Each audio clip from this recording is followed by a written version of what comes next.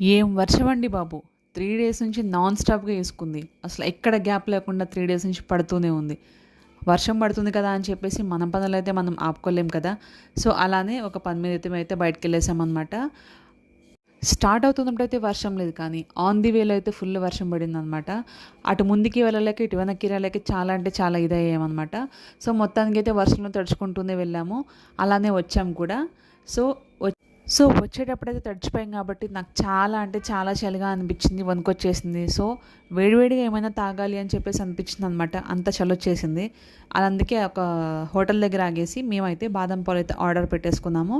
హ్యాపీగా మంచిగా ఆ చలిలో వేడివేడిగా బాదం పాలైతే తాగేసామనమాట.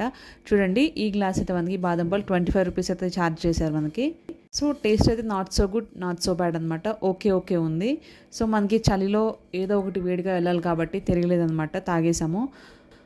అలా ఏదో ముచ్చట్లు చెప్పుకుంటూ బాదం పాలు తాగుతూ మేమైతే ముగిచ్చేసామనమాట. బయటికెళ్తే మళ్ళీ వర్షం పడుతుంది కాబట్టి అట్లీస్ట్ ఒక 5 మినిట్స్ అన్నా లోపల కూర్చుందామని చెప్పేసి అలా మాటలు చెప్పుకుంటూ నేను, మా అక్క, మా హస్బెండ్ అయితే తాగేసామనమాట. ఏది ఏమైనా కానీ మనకి బయట చల్లగా ఉన్నప్పుడు లోపల ఏదైనా వేడిగా చేసుకొని తిన్నా, వేడిగా కాసుకొని తాగినా కానీ ఆ ఫీలే వేరబ్బా! మేమైతే కంప్లీట్‌గా అయిపోయాం. వెళ్ళేటప్పుడు బానే ఉంది కానీ వచ్చేటప్పుడు రిటర్న్‌లో అయితే బాగా అంటే బాగా తడిచిపోయాము.